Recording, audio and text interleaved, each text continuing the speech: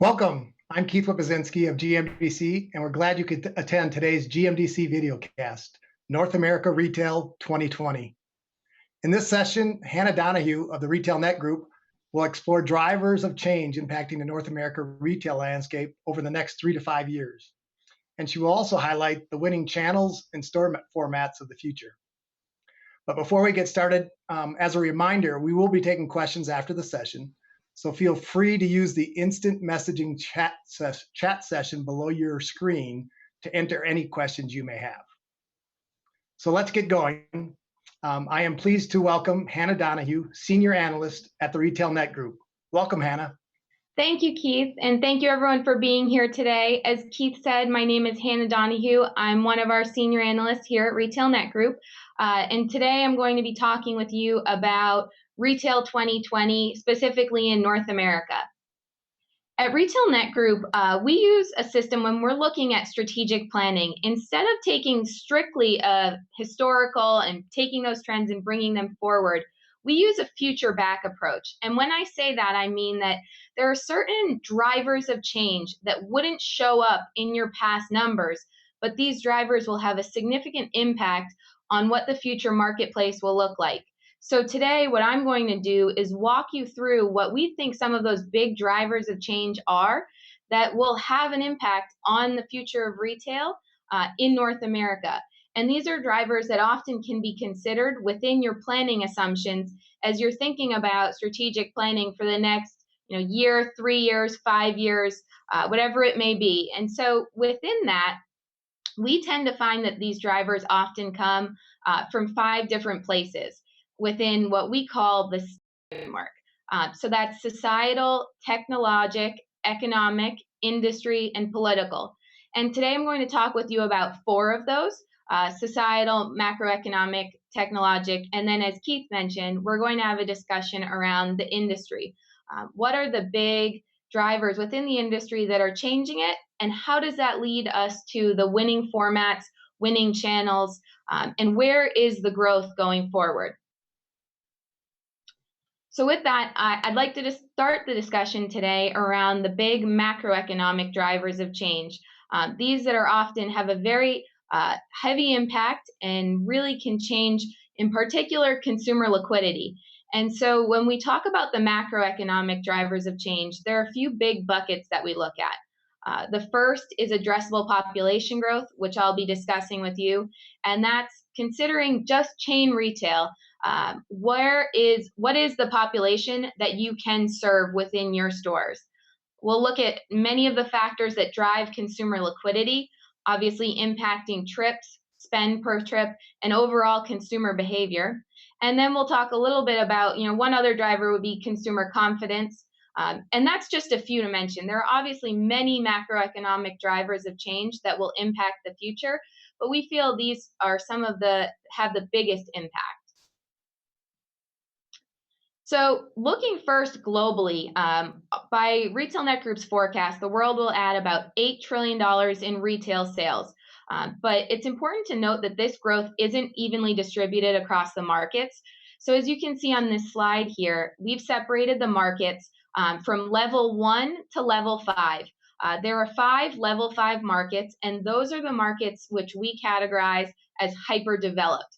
And so the US would fall within here along with the UK and a few others. On the other end of the spectrum is the level 1 markets, those that are the least developed, where chain retail still may be less than 10% share of total retail. And what you can see is when you look at the contribution to growth within total retail sales added, you can see that 77% of it is coming from the level 1 to 3 markets, which is indicating that there isn't as much growth coming from these level 4 and 5 developed and hyper-developed markets as competition increases and there's more channel blurring as well. You can see that when next row down, if you look at the addressable population added, so how many new shoppers are available in your market, you can see that 90% of the addressable population growth similarly is coming from these level 1 to 3 markets that still have higher birth rates, as we'll discuss later. And then finally, when we look at the growth in retail as well and the growth in spending, we split that out between what's attributable to social mobility, meaning those that are moving from the traditional trade to chain retail. And then from there, if you were to look at the population from A to E, or the top 10% to the bottom 10%, it's those that are shifting up. And so within level 4 and 5 markets, like the US and like Canada, you can see that only 28% of the growth is coming from that social mobility, while 72% is coming from those same shoppers that we already have spending more. And so when you think from a global picture where the growth is coming, the risk in the level 1 to 3 markets is that if they don't get the social mobility, so if you think about Brazil, Mexico, some of the markets in Latin America where growth has started to slow down, if they don't get that social mobility, globally, the same growth won't occur because so much of it is coming through social mobility. So, as we were discussing social mobility, you can see here, this is just referring to my last point. As a source of consumption growth in these emerging markets, social mobility has actually been slowing. While in the US, over 95% of the population is already addressable.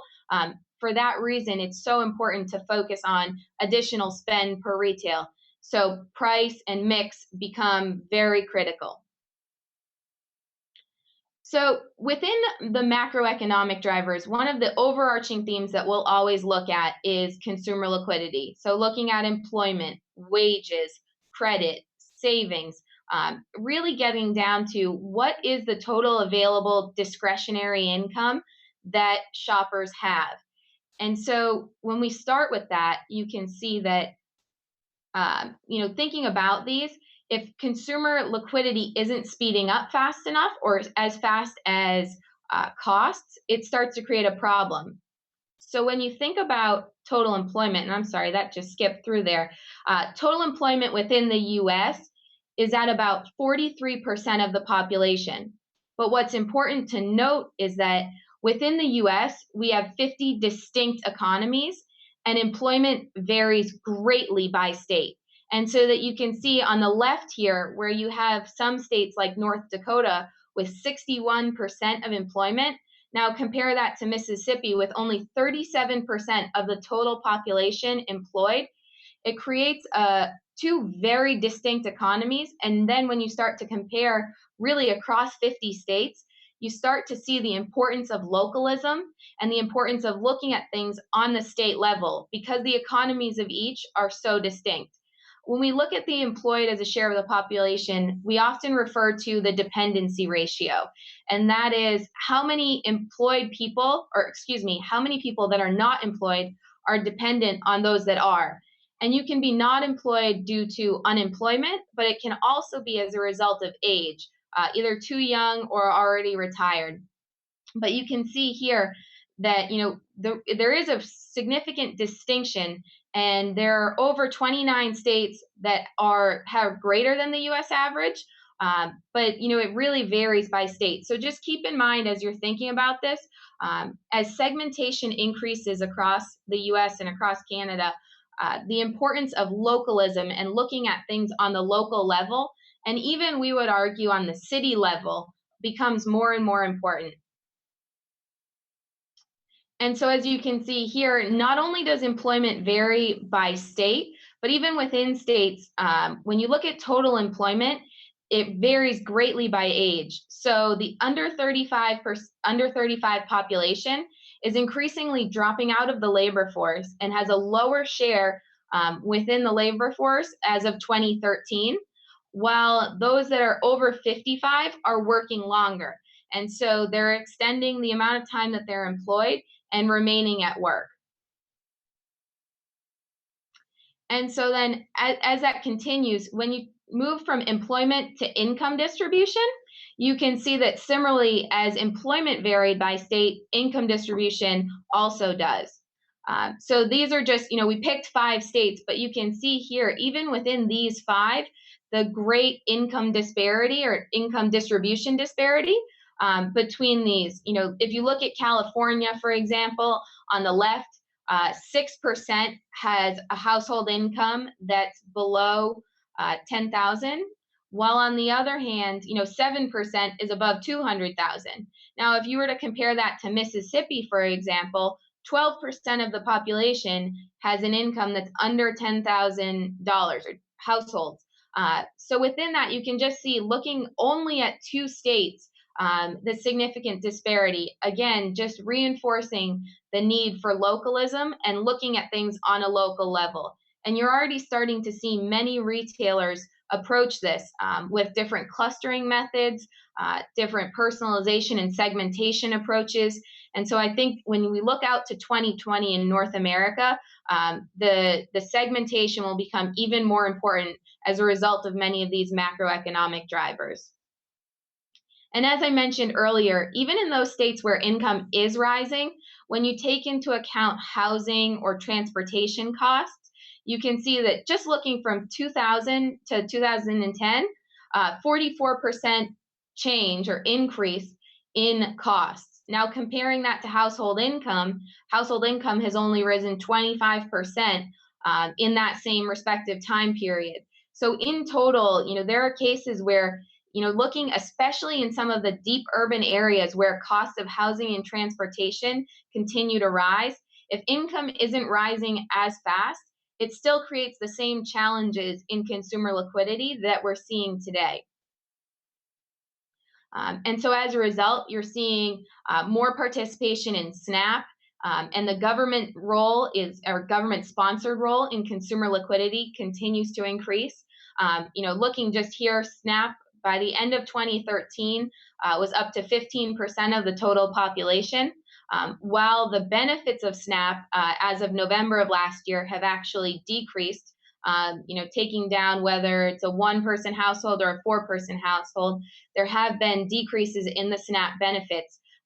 But that's only further compounding some of the consumer liquidity challenges and leading to what we're already seeing is a lot of channel switching and channel blurring as shoppers are really more income constrained. And so you can see here, when you look at the US income distribution, as a result of all of these economic drivers that we've been discussing, there's a declining percent of households that are around in the middle. So if you look right at the middle where that peak is, you can see that if you look at the purple line, which is 1980, and then compare that to the black line, you can see the gap from where we were in the total percentage of the population that used to be in the middle. And actually, if you look to the right, you can see that more people have actually shifted to the right and increased in total income as a percentage, people that have incomes above 100,000 to above 200,000. So you can see again, the idea of marketing down the middle is really not going to work going forward. Segmentation is needed and distinct approaches it will be required going forward. And so when we look in total, as I mentioned when I first started, the addressable population, you can see that within, if you're just looking at these 5 hyper-developed markets, you can see that the addressable population growth is fairly stagnant. The US, fortunately, of these 5 hyper-developed markets, is expected to see the most addressable population growth. And by Retailnet Group forecasts, we'll add 23 million new addressable shoppers by 2020. And when I say addressable, I mean those that we often will call reachable and relevant. So those that have access to the stores, whether they live in an urban area or live in a rural area and can get to the stores, or, and well, similarly, they're relevant. So they have the consumer liquidity to shop in these chain retail outlets. And when you compare that to many developing markets, you see that the relevant portion, or the portion that's more related to consumer liquidity, tends to have a bigger impact on the total addressable population. So the bottom line here, when we're looking at addressable population, you can see that the US will add 23 million new addressable shoppers. So we are getting some positive net new growth. And you can see that by 2020, the US will have 328 million addressable shoppers. But as chain retail becomes more and more competitive, the competition for those shoppers is heightening, and consumer retention becomes more important than ever. So when we look at addressable population, the way we get to that is first starting at the total population. So you can see one of the benefits of the US and looking at that compared to some of the other hyper-developed markets is that we're still getting some net new growth through net migration. And so we'll get to that total population growth with the help of net migration, which allows us to grow the addressable population. But when we look at addressable, we don't just stop at the total population. We then will often step it down further to the aging population because the distribution of spend at retail does change through age. And so you can see here when you look at the world is fundamentally aging. The US is aging. And so you can see here when you're between 25 to 55, you're at your prime retail spend.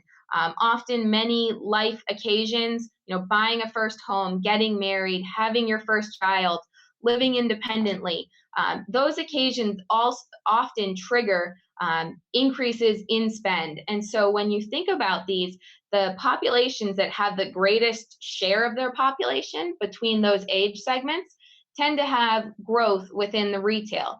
So you can see here, as these populations age and as the US population ages, the percentage that's over 65 that's reducing their consumption continues to grow. And we'll often refer to that as those shoppers that are aging out of peak consumption years. And so you can see here within the aging population, it really changes the shopping experience. And so all of a sudden, you have retailers that are trying to cater to multiple generations within one store. And within the aging shoppers, you can see when we often look at aging shoppers, we'll often look to Japan as because of their population distribution as one of the best examples of how retailers target that shopper group. And so you can see the changes really across categories in the store, from food to general merchandise to health and beauty, apparel, and also apart from the merchandise, the services and store experience changes as well. You see things like, as simple as slowing the elevators down, changing the carts.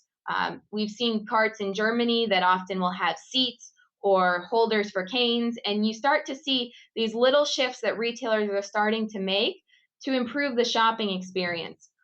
Now that needs to be balanced at the same time as you're still trying to cater to that population that's entering their peak consumption years. So overall, what this just means is an increase in complexity for those retailers that are trying to target multiple generations in one store. It's also important because you can see here, when you look at those shoppers that are aging into peak consumption years versus those that are aging out, so leaving their peak consumption years as they age, you can see that the US ratio of aging in to aging out is only 0.8. And what that means is that we're not actually replacing ourselves.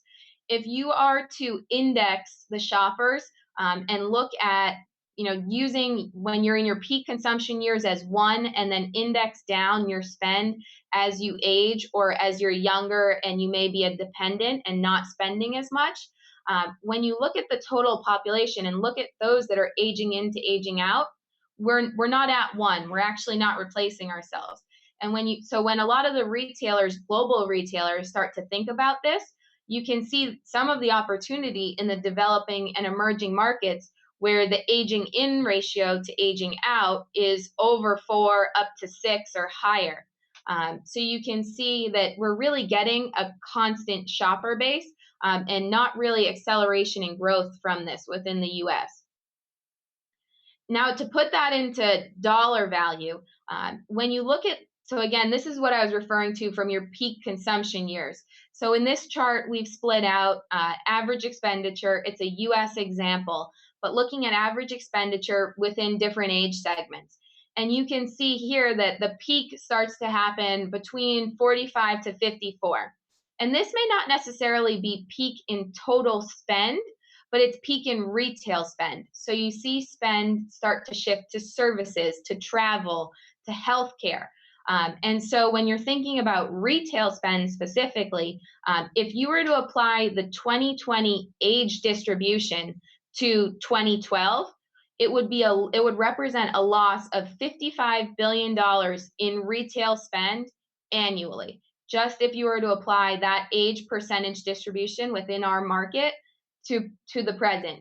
And so you can see the big impact of an aging society just in dollar value, how that changes. And it also explains why retailers are starting to add more services, trying to capture additional share of that spend that may be leaving the store otherwise.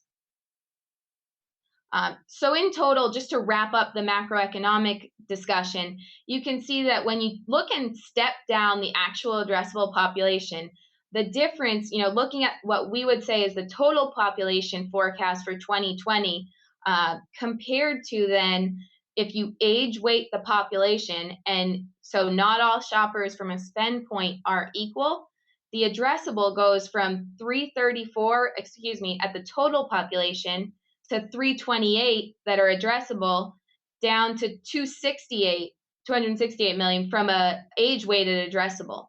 And so it's a big change in the number of shoppers. And so that's why it's so important when you're looking at your shopper base to really take into account many of these macroeconomic drivers, because it can have a drastic impact on your total population that is addressable to you. So moving on to some of the big societal drivers, these societal drivers are often the slowest moving, but have some of the biggest impacts on the retail industry. So drivers like deferral, where shoppers are putting off key life stages. They're getting married later, they're buying their first home later, they're moving into an apartment on their own later. And so really these key life stages that trigger increases in spending are being pushed off. And so that often means one fewer of every purchase. Other societal drivers that we'll talk about can range from intergenerational distinctions to the impact of ethnic and multicultural, to asset-light lifestyles. So these are just a few of the societal drivers that we think will have the highest impact. And I'd like to just take a few minutes to walk you through these currently. So first, just starting with ethnic, when we look at population growth, not only are we getting the population growth from net migration, but that growth is also coming in the births that we're getting.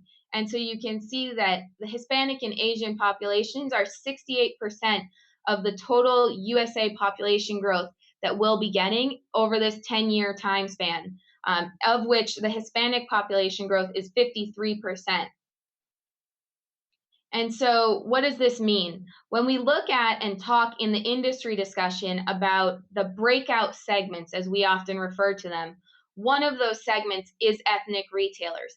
And these retailers are actually outpacing total retail, and they range really across ethnicities, and they're doing a really good job of targeting these shoppers.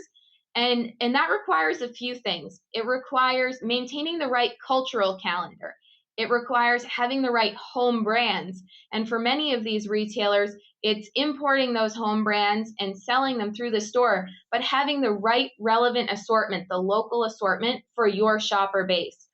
And so you can see as these retailers are very targeted, it impacts the merchandise categories that they carry in the store, but it's also impacting other retailers in the market that are looking to compete with these stores. So that ranges from you're seeing increasingly sophisticated food aisles, but it's not just about food. It's also about celebrations. As I mentioned, being able to maintain and run sort of micro and macro celebrations within your store at one time becomes more and more important. It changes health and beauty, apparel, toys, media within the store and out of the store. So overall, it has a significant impact on the merchandising, whether you're specifically an ethnic retailer or selling through one, or any other retailer as well. It's fundamentally changing the retail experience. Another big driver that we often talk about is urbanization, and also within that, the growth of the ex-urban population.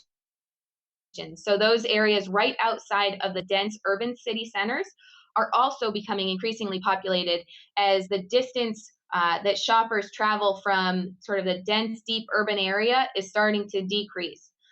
And so what that means is it really impacts the store type, the frequency of trip visits, the way you get to the store. And we'll talk little bit about that later. One of our areas of focus recently has been small stores. And that's been in part due to the growth of these urban populations. Obviously, the real estate constraints are very different there. The economics of the store are very different, but consumers are requiring this. And so, based on the different geographies, you really start to see the impact not only on the trip types, but the basket size, the basket composition. And you can see that the households per store also change as well. So when you're thinking about store locations and the demographics that retailers are serving, you're starting to see different formats as well, from urban clustered stores to rural, and how the stores are assorted differently, how they're merchandised differently, and the marketing as well within these stores.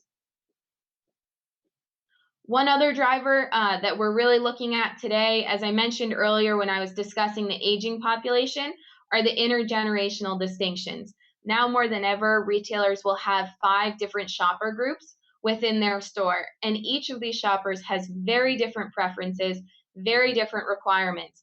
And so you can see here between these, it all, again, it's just going back to the complexity that retailers need to manage within their store and digitally online as well, to target each of these age segments. Within those specifically, just highlighting quickly the millennial shopper, I think this shopper group is more polarized than ever.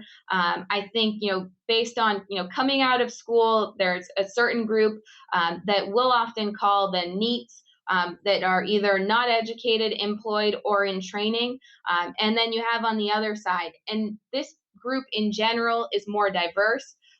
Deferral often defines this generation, thinking about marriage later, kids later, increased education levels, and they're also urban. I think it's something like about a third of all millennials live in urban areas compared to about 25% of boomers. So you start to see a lot of these drivers of change that are really defining the millennial generation start to take place. Now, from our perspective, where we start to think about that is as these shoppers move into their peak consumption years, how will their preferences be different? What will their requirements be? And how will your store or your offer, your brand offer, need to change in order to better target these shoppers? One other societal driver just to discuss, everyone often talks about health and wellness. And so when we've been looking at health and wellness, I think one of the biggest things that's come out of it for us is, again, just the importance of segmentation. When we looked at differences between a high income store and a low income store, you can start to see that those that are both shoppers that are both healthy and consciously choose to be active is still a much smaller percentage of the population. And so it's about, 26% of the population accounts for 60% or so of health and wellness spending. And so you can start to see that the importance of localizing to the right demographics in your area and understanding, again, everyone's talking about big data, but understanding the importance of that data and the shoppers in your area becomes more important, because there is still a significant portion of the population that may either be indifferent or inactive. So overall, just to summarize societal and also some of the macro drivers as well, addressable population growth, it allows us to bring new shoppers into into chain retail. If there's employment and wage growth that's on hold, it could freeze social mobility.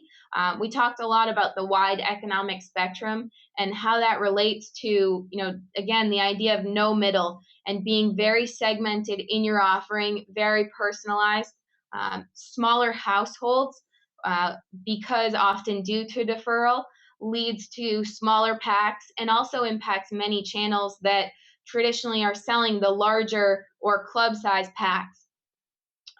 Again, because of factors like urbanization, the role of proximate stores or proximity definitely is impacted as proximity competes with destination stores. So overall, we're just seeing a very different mix coming forward because of many of these macroeconomic and societal drivers as we look out to 2020. So moving into the next area, looking at the technologic drivers of change. When we look at the technologic drivers of change, we don't just look at e-commerce. We often look at 4 different buckets. So we'll look at digital products, digital marketing, digital retail within the store, and then also digital retail out of the store or e-commerce. And so quickly, just touching upon digital products, I think the biggest thing and the most important thing is that they're creating gateways to their stores through these digital products. You might ask, why would these retailers have their own private brand tablet? Well, they're creating closed loop systems where they can promote to their shoppers on those tablets. They can create apps for those tablets, and it's a way to drive loyalty and drive engagement as shoppers are out of the store and in the store as well. So from a digital product standpoint, I think the opportunity for engagement, but also digital marketing continues to rise. And so that's why you're seeing even discounters like Aldi in some markets launching their own private label tablet. Similarly, we're seeing more from a digital marketing standpoint, but also a feedback standpoint. More and more retailers are using listening posts.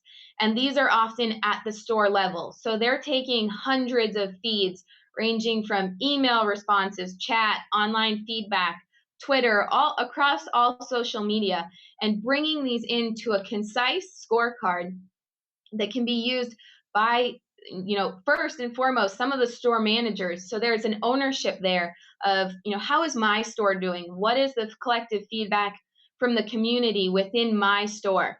And so these are becoming more and more important to understand the data and make decisions off of that data from these scorecards at the store level. Looking at digital within the store, I think there are many different forms of digital within the store. It can range from assisted selling to digital shelf tags to kiosks and automation. You're seeing a lot of smaller stores now adding digital ordering kiosks in the store, often to, for convenience stores, often to improve the experience, but also to better manage labor. But within, one type of mobile within the store, digital within the store that I'd like to discuss is just mobile POS. And so when we talk about that, we look at how the way shoppers are checking out evolving. So one potential scenario is that 15% of shoppers check out digital, the store is not involved at all. They purchase the product and they receive the product at home. They never enter the store. In another instance, we're also looking at store pickup. So you may order it online, but you pick it up in the store, the sort of click and collect idea.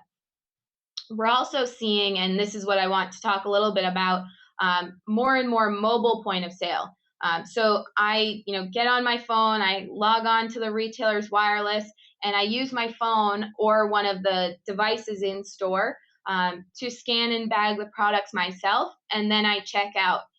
And what this gives the opportunity for retailers and brands alike to do is to create highly targeted promotions and marketing that's directed as you're in the store at the right point. And shoppers are very willing to receive these. And so again, it's just making that more targeted and more personalized experience.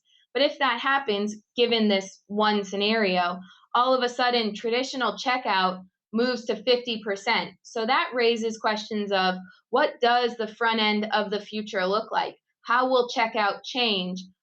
What will the merchandising of the future look like for those categories that tend to be heavily impacted by the front end? And so you can see really digital within the store may have as significant of an impact as well as out of the store. And so just bridging between in and out of the store, obviously this isn't the US anymore, but Tesco, I think is a great example of a retailer that's building out digital capabilities both in and out of the store. So whether it's on their tablet or on their phone, they allow shoppers already to browse for ideas, look through. They can make their list, one click, add items to their list. You can collect your order through click and collect. And then they're actually in pilot phases within the store. And obviously, other retailers have tried this already. But knowing where you are in the store, being able through your loyalty program to check into the store and then know where you are and find the products in the right aisle. They're also in pilots on different prompting within the store from couponing and also scanning shopping. And then launching soon, we'll sort of be completing the entire process from a mobile or digital standpoint. And that will be paying, actually having a mobile wallet, and then also receiving a receipt on your phone or through email as well. So I think Tesco remains one of the better examples of a store-based retailer that's working to fundamentally change their digital capabilities and allow shoppers to engage with them through whatever medium they want to. So stepping quickly to digital out of the store, digital out of the store accounts for about 21% of total chain retail growth in the US. 30% we forecast to come from new stores, and then another 50% from increasing spend or comps in dollars per store.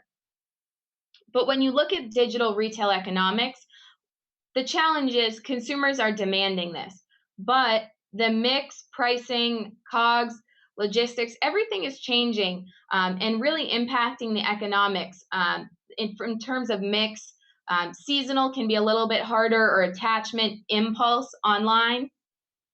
Pricing, obviously, digital increases transparency when you're both in and out of the store. It's creating much more real-time demand-based pricing. And then, from a logistics standpoint, obviously that impacts the economics when all of a sudden your store is responsible for picking, packing, and delivering the product. So overall, digital out of store definitely can change the economics. And so there's a balancing act as retailers and brands, continue to approach the growth of e-commerce.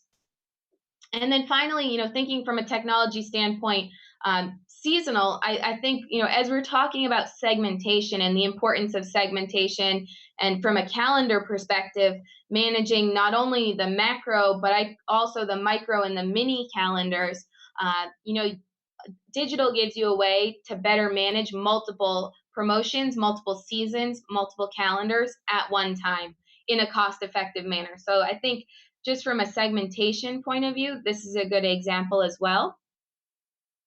And then, overall, the logistics models are evolving. This is a much broader discussion, but just to say that, ranging from those that are pure play digital players like Amazon to store-based retailers like Walmart, like Target, like many category specialists, the ways that the logistics are changing are really impacting the digital business models that are growing. And so you're starting to see, moving from national ship to click and collect to full basket delivery to even drive formats. And so I think all we want to say here is that the digital business models will be changing and will impact the overall shopping experience. And as similarly, I think there are new entrants as well. You're starting to see more and more players like Google and many of these digital players that are purely digital, changing the way retailers interact and changing the way consumers interact. These can often make smaller brands look big. And so there's a bigger opportunity there as these digital, or in some instances, non-retail players start to change the role that they play going forward. So when I start to think about the societal, macro, and tech drivers of change, and if you add in political as well, overall, it leads to significant disruption in the industry going forward and a very different scenario. And so when you start to think about in my box, what categories could change, it really changes the way you think about the store going forward. And so again, just going back to Tesco, I think they stated it well as they were talking about moving from the first curve to the second curve, bricks and mortar, bricks and clicks, and how they're changing both within the store to adapt to this new future retail environment. So just a quick industry snapshot to wrap up our discussion today. Where do we see chain retail going? These are some of the big drivers that we look at from an industry perspective. And so when we think about that, 2020, our baseline scenario is 2.9% growth in total retail sales in the US specifically. Chain retail will outpace that growth at 3.6% CAGR from 2014 to 2017. And we expect 599 in billion sales added. But at the same time, another 200 billion coming from digital in chains as well. We'll then break that down, often looking at some of the big channel growth drivers. And you can see here, looking at some of the discount growth, premium grocery, and even some of the big boxes, hyper, super, and mass that are differentiating their stores right now. You can see that the picture becomes even more mixed when you look at where is the growth coming from. We'll often talk from an industry perspective about consolidation and concentration. And so you can see here that the top 15 retailers in the US, ranked by 2013 sales, represent 48% in 2020 of total US chain retail sales. But when you compare that to the share of sales growth, from 2009 to 2013, they represented 51% of the growth. Going forward, as some of the smaller players start to take share and grow, you can see that's moving to 49%, about a 200 basis point change going forward. And so what that means is when you start to look at those players ranked by sales added, you see a very different mix. So looking at Amazon, for example, representing 14% of US chain retail sales added from 2014 to 2020. And so you can see there, again, the top 15 from a sales added standpoint, it's just much more mixed between where the growth is coming from.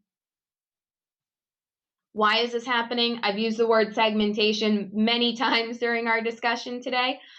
As markets develop, you move from 5 to 10 segments to 40, 50 plus segments. And you can see here today, the US is already at 40 segments, and you could probably break that down even further. So as markets develop, the complexity increases because retailers need to target more and create a more specific offering within their store.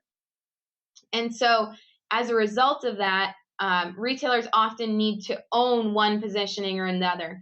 We'll often talk about two fundamental ways to win, either being a low-cost operator or a differentiated operator. And the operating principles of those two models are very different.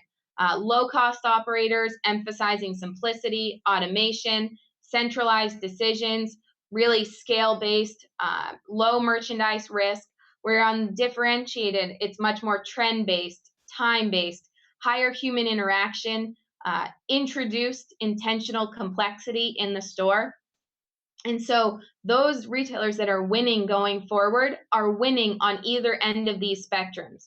But as we look forward, these are both being pushed out. And so more retailers are falling into the middle, which is what we often fondly call the valley of death.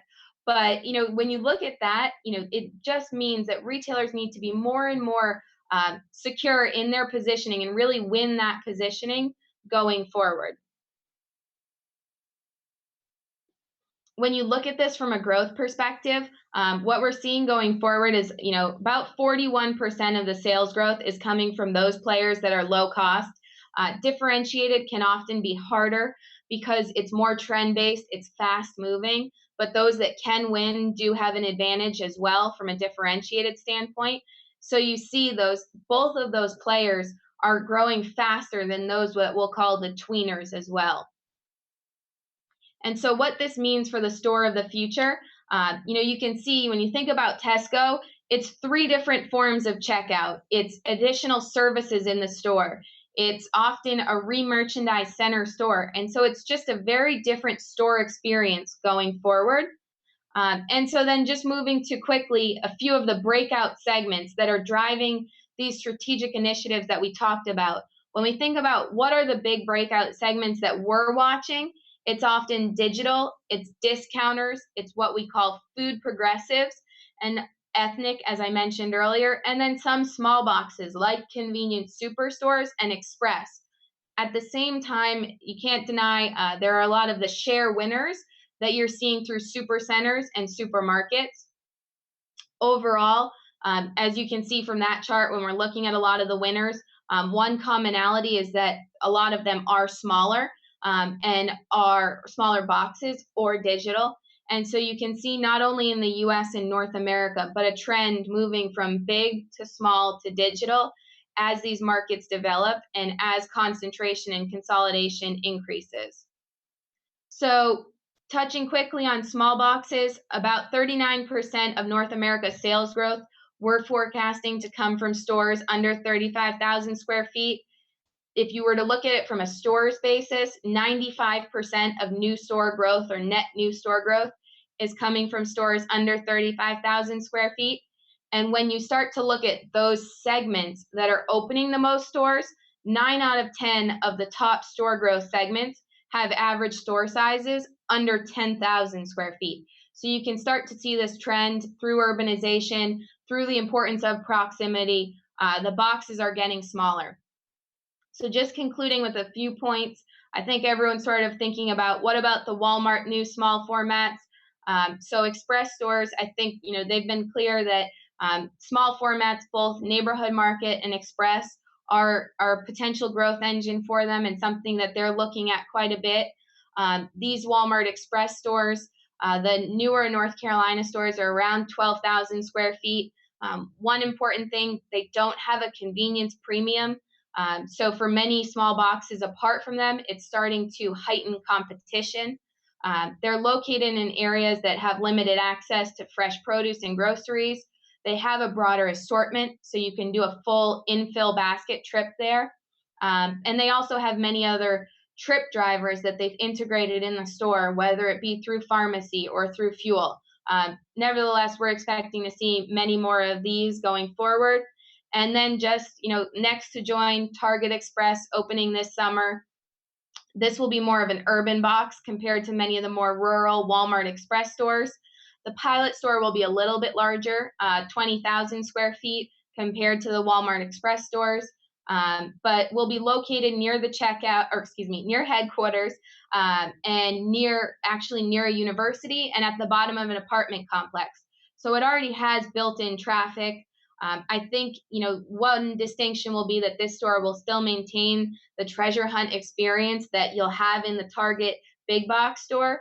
But as retailers are looking to differentiate, I think this is a good example of one where they're looking to test and learn in this store, which is a key part of differentiation and the time-based strategy. So just to conclude from an industry perspective, what are we expecting to see? More concentration, more segmentation, which will ultimately lead to substitution of store formats, both one store for another store type or one store for digital. We're going to see accelerated saturation as many of these small box formats roll out stores quickly. More branding, localization we've talked a lot about. I think CapEx spending will change as well. From a big box standpoint, fewer new stores, more investment on tech and supply chains as well. The logistics of small box networks are much more challenging. And so what that means for everyone is that, picking a position low cost or differentiated is more important than ever. Being able to maintain and be with the shopper wherever they want to interact, especially as you start to think about the millennials and some of the younger generations, is increasingly important. More multi-format operations, which obviously means more complexity. Localism and data become more and more important. And we see, again, a couple big winners that range from discount to premium, which we'll often also call food progressives, digital, ethnic, rent and used, and then some of the other small box formats like Express and like convenience superstores. So overall, we're expecting a much different retail landscape in 2020. So when you start to think about this discussion today, what we've talked about is, what are your planning assumptions? What are the drivers of change? Whether this is your list or create your own list, but using this framework, what will change for you, and what realities do you expect to be different in 2020 that you need to build into your strategic planning now in order to prepare for the future? So this is one framework that we often use to think about it, and one perspective on where we see the future of retail going in North America in 2020. And so with that, I'd like to turn it back over to Keith. If we have time for any questions, I'd be happy to answer them. Thanks, Hannah. Terrific information. And I think the biggest thing that you really think about is 2020 is only 5 years away. Right. It seems like a lot is going to happen in a short period of time. When you think 2020 is a long ways away, but in actuality, it's only 5 years. So yeah. If it's okay, I think we do have some time for some questions that have come through, and I would remind anybody that's still on with us in the presentation, if you do have questions, please enter it in your chat session right below your screen. The first question that I see here is, during the societal discussion that you had, you referred to multiple generations in one store. Mm-hmm. Could you comment further on the importance of intergenerational distinctions to retailers? Yeah, absolutely. I'd be happy to. So I think, when we look at this, you're obviously now going to have five generations in one store, and the consumer preferences within these are very different, and the store requirements are different. And so for retailers, this means more complexity from a store experience standpoint, balancing the importance of digital and digital engagement within the store, but also, the shopping experience that the millennials may want may be different from the boomers. The services required may be different. And so as you start to think about all of the strategic choices that need to be made, it creates a very different landscape and a lot of complexity to think about. And it's actually, we're going to be having this discussion next month with GMDC in one of the next webinars on these intergenerational distinctions. So I think it's something that everyone is really starting to think about now. As boomers age out of peak retail spend years, what does this mean, and how do you cater to multiple generations in one store? So I think overall, just from a strategic choices standpoint, it's something that we need to think about. Yeah, terrific. And that's the first thing I just was thinking about is the question came up about generations and how it's impacting retailers and stores. And you're right, Retailnet Group, I know, is going to do a session in May. I think it's the third week of May on generational distinctions. So we'll be interested to hear more about that in the future. Another question that came through, you also mentioned discounters as a breakout segment. Could you comment further on how you view the future of discounters, and at what point do you think they reach saturation? Sure. We actually just completed some new discounter research. We believe, and this estimate could tweak, but we believe there could be room for about 15,000 more discounter stores. Now, that will be dependent on a few things. I think it could be impacted by the growth of small formats like Walmart Express, because I think those would take some of those shoppers. I think it will be impacted, if there were significant changes in the macroeconomic landscape, or I think consolidation could also impact that as well. But we're still pretty positive on discounters from a total segment standpoint. When you think about the macroeconomic drivers and the consumer liquidity picture, these discounters are becoming more sophisticated. They're working on different trip drivers, adding more consumables, and really changing the categories and the way they merchandise in the stores. So we're still very positive on discounters. I think you still will see another 6-7 years of build out. And even after that, I think you'll still see build out. It just may be that the store level productivity may start to decline as there's more saturation. But overall, as a channel, we expect, ranging from sort of single price point operators to limited assortment grocery to limited assortment mass. We're pretty confident in the discounters as a whole. Okay. I know one question probably a lot of our members at GMDC will ask is, what do you think will be the biggest impact on general merchandise and health and beauty categories in the next few years? So I think there's a few things. When I look at the channels that I'm thinking about, I think, discounters will obviously be impacted. I think there's an opportunity there because of the changes in the way they're merchandising differently. So I think from a discount standpoint, I think it impacts not only the branding, but the pack sizes and the requirements of selling through these stores, I think will continue to be more sophisticated as they're heightening their capabilities. But I think from a general merchandise and beauty categories, there's a lot of opportunity in the discounters, especially if they're capturing more of the infill full basket trips. I think there's an opportunity there to gain new shoppers through those segments. I think, when we look at drug, for example, and particularly with beauty, I think we see more and more sophistication with beauty as players like Walgreens look to really own well across every category of the store. And so you're seeing much more sophisticated beauty consultants. The services in the store are heightening, the fixturing. Everything in the store is becoming an elevated experience, more information based. I think that will continue to play a role. And then also from a beauty standpoint, I think more personalization I expect. I think just the heightened level of services and what shoppers require and also expect will increase. And I think the drug players as a whole are really looking to be ahead of this change as they look to compete with, I'd say, increasing beauty specialists like Ulta or Sephora. So we're pretty positive on that category going forward, but I'd expect more personalization and also potentially more channel blurring as more retailers look to play in those categories. Right. Okay.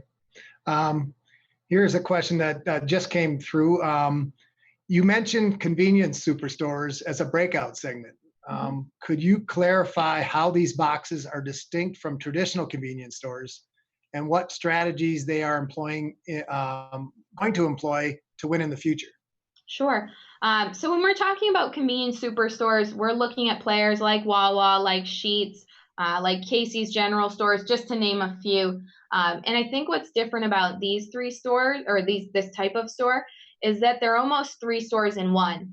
They often will have their own QSR sort of food service outlet, but as well, they're really redefining the traditional convenience assortment, and they're merchandising it differently. They're often elevating the store experience, and they're doing a good job of merchandising often to millennials. You see the marketing and the promotions in store. They're doing a much better job of call outs there.